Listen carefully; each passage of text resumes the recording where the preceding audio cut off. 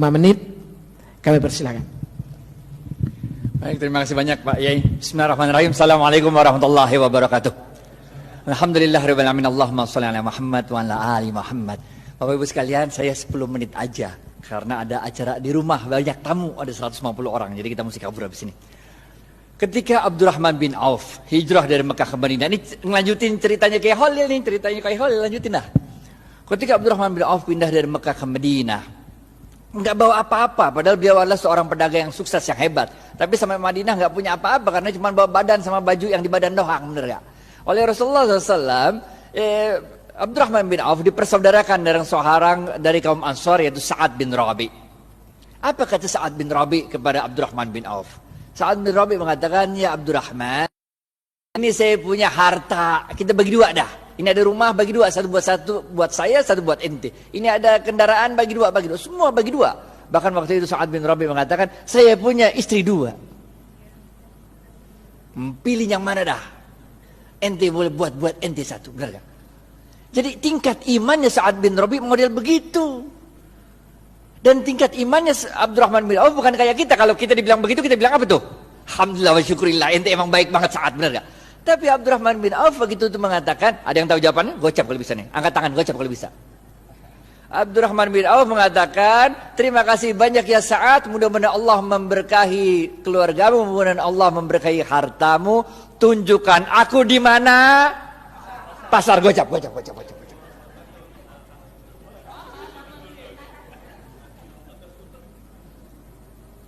Tunjukkan aku di mana pasar, men. Bener gak? Harta mah insya Allah der, Allah yang ngatur rezeki, yang penting lu usaha, bener gak?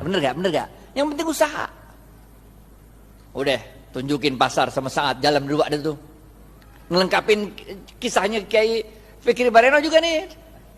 Jalan. Sa'ad nanya, si Abdurrahman bin Auf nanya sama Sa'ad, ini pasarnya siapa ini Ad katanya? Orang Yahudi katanya. Di depan pasarnya ada tanah kosong. Ditanya lagi, Ad, ini tanah kosong punya siapa Ad katanya? Punya aneh kata Sa'ad. Udah Ad, kita jadiin pasar katanya. Bagaimana caranya? Udah tenang dah. Orang kalau jualan di pasarnya Yahudi itu suruh nyewa lapak. Lapak tuh sewa, bener gak? Sedangkan Abdurrahman bin Auf itu tanahnya Sa'ad bin Rabi dipatok-patok, dijadiin itu lapak-lapak, kan nyewa. Kaum muslimin silakan jualan aja di sini. Kalau untung bagi hasil. Ngerti gak? Lah itu kaum muhajirin yang pindah kan nggak punya harta yang dibawa, bener gak? Jadi kalau suruh bayar sewa kagak sanggup, bener gak? Jualan aja dulu, benar gak? Kalau untung bagi hasil nih.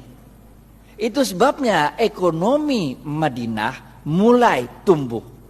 Seorang sahabat waktu itu datang kepada Rasulullah SAW, ya Rasulullah, kami ini dagang untungnya kecil, sedangkan orang-orang Yahudi dagang untungnya besar, sama-sama di Madinah nih. Nabi kaget, kok bisa begitu? Barangnya sama katanya. Kok bisa orang Yahudi untungnya gede, kalian untungnya kecil? Para sahabat menjawab, kami kalau dagang ngikutin caramu berdagang ya Rasul. Rasul tambah kaget lagi lah. Bagaimana caranya? Kami kalau dagang jujur. Kalau orang mau beli 1 kilo, saya nggak ngurangin timbangan, tetap 1 kilo. Kalau mau beli 1 meter, tetap 1 meter, nggak ngurangin ukuran. Sedangkan orang Yahudi kalau dagang curang, ngurangin timbangan, ngurangin ukuran. Makanya labanya untungnya gede, sedangkan kami untungnya kecil. Udah jujur belum tuh? Udah jujur kan? Apa kata Rasul? Cara kalian berdagang salah. Maukah aku beritahu bagaimana cara berdagang yang benar? Rasulullah SAW mengatakan, kalau ada orang mau beli, ente jangan kurangin, ente lebihin. Ngerti gak? Di zaman saya kecil tuh, kalau orang jual kacang tuh, habis di sendok 2 biji, ditambahin dikit, biar anget. Ngerti gak? Kalau jual duku tuh, habis ditimbang, tambahin dikit, biar anget. Bener gak? Jual daging, potong tuh, habis itu tambahin dikit, biar anget. Tahu gak? Apa yang kejadian? Orang-orang yang biasa belanja di pasar Madinah, orang Yahudi, sekarang pindah ke tempatnya orang Muslim. Karena pertama, orang ngomong dari mulut ke mulut. Kalau belanja di pasarnya orang Islam aja enak, 1 kilonya berat. Kalau tempat orang Yahudi 1 kilo enakan pasar orang Islam, kalau 1 kilonya banyak. Kalau tempat orang Yahudi 1 kilonya dikit. Ini rahasia yang pertama. Rahasia yang kedua, Tiap kali dia jualan kan berarti dia sodakoh. Ngelebihin, bener gak? Kalau sodakoh ente ngundang barokahnya Allah. Paham gak? Jadi Bapak Ibu sekalian, ini kita tarik 2 pelajaran penting. Yang pertama, kalau bisnis jangan curang. Ngapain bisnis curang? Bener gak? Kita orang Islam men, kalau ente orang Islam sholat tapi bisnis curang, enggak oke. Yang pertama nih, bisnis jangan curang, jangan ngurangin timbangan, jangan ngurangin hak pembeli. Yang kedua apa? Yang kedua, kalau bisnis itu banyakin sodakoh, ngejar barokah. Makanya kita diajarkan oleh Rasulullah SAW sebuah doa yang sangat ada yang tahu doanya? Doa mau makan, doa mau makan, doa mau makan, doa mau makan, doa mau makan. Woi gocap woi, ya bu. Allahumma barik lana, gocap.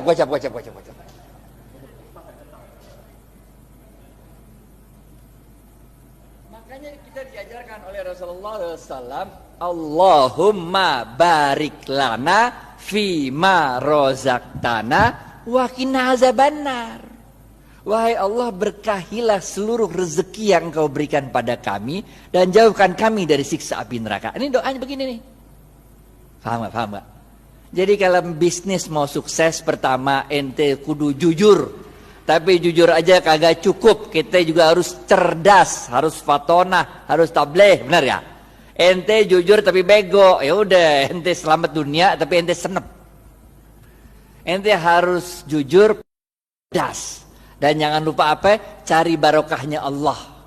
Karena Rasulullah SAW mengatakan dalam sebuah hadis, bapak-bapak nggak ada yang nunjuk nih, gocap. Khairun nas anfa'uhum, gocap. Ini dari Ustadz nih, halal atau ibah nih.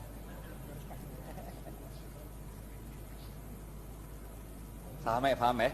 Yang pertama nih, kudu jujur, sidik amanah. Sidik jujur kepada Allah. Kalau Allah bilang haram, tinggalin aja dah.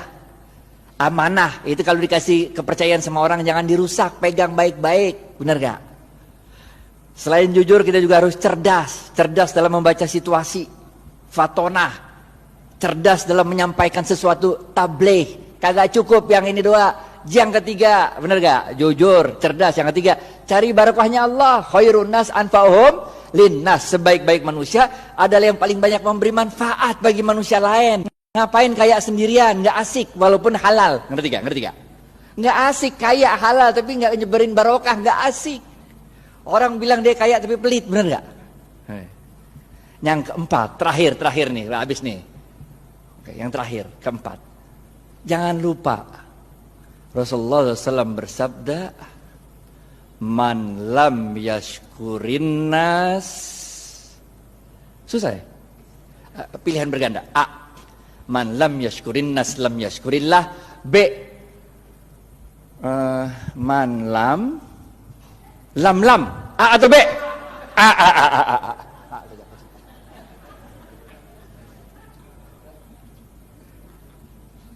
Ingat Bapak Ibu sekalian, kita ini bukan Rasul, bukan Nabi.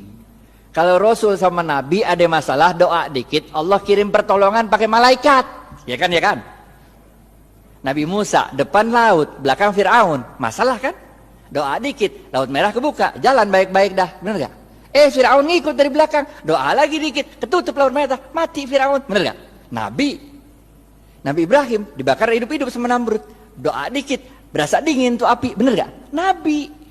Lah kita ini manusia, Pak. Coba aja ibu pulang ntar, coba bakar tangan kalau nggak gosong, bener gak? Caranya Allah nolongin kita dengan menggerakkan makhluk-makhluknya untuk nolong kita. Itu sebabnya man lam yashkurin nas lam yashkurillah. Siapa-siapa yang tidak dapat berterima kasih pada manusia, pada hakikatnya dia tidak bersyukur kepada Allah. Nih nomor 4. Ente sukses bisnis, ente jangan merasa sukses itu karena diri ente. Tapi karena Allah menggerakkan makhluk-makhluknya supaya kita sukses. Emang bisa hidup sendirian? Emang saya bisa nyampe Al-Azhar kalau kagak ada supir yang nganterin kemari? Emang supirnya bisa nyampe sini kalau di rumahnya nggak ada istrinya yang nyetrikain pakaian? Emang mobil bisa jalan sendiri kalau nggak ada yang jual bensin? Bener gak? Man lam yashkurin nas lam yashkurillah. Kesimpulan, habis waktunya nih. Yang pertama, oke? Jangan lupa jujur. Jujur penting. Ada 2 jenis jujur. Kepada Allah namanya siddiq, kepada manusia namanya amanah. 2, cerdas. Ada 2 jenis cerdas. Yang pertama, fatonah, faham memahami situasi. Yang kedua, tabligh, pandai untuk meyakinkan orang lain. Yang ketiga apa? Khairun nas anfa'uhum linnas. Bisnis itu jangan cuma mau cari untung, tapi bisnis itu harus memberikan manfaat banyak-banyaknya orang, benar gak? Yang keempat, jangan kita yang merasa bangga kesuksesan bisnis itu karena kita doang. Kita harus terima kasih sama orang-orang lain. Karena man lam yashkurin nas lam yashkurillah. Siapa-siapa yang tidak dapat berterima kasih pada manusia, pada hakikatnya dia tidak dapat bersyukur kepada Allah. Maka dalam tempo yang singkat, dominasi ekonomi Yahudi di kota Madinah dapat dipatahkan oleh kaum muslimin. Bagaimana dengan kita di Indonesia? Nanti kita serahkan ke Khalil Ridwan untuk yang membahas. Pokoknya nggak usah nunggu kita sempurna dah. Yang bisa jalanin gitu aja dah. Karena kaidah fikihnya berbunyi ma la yudraku kulluhu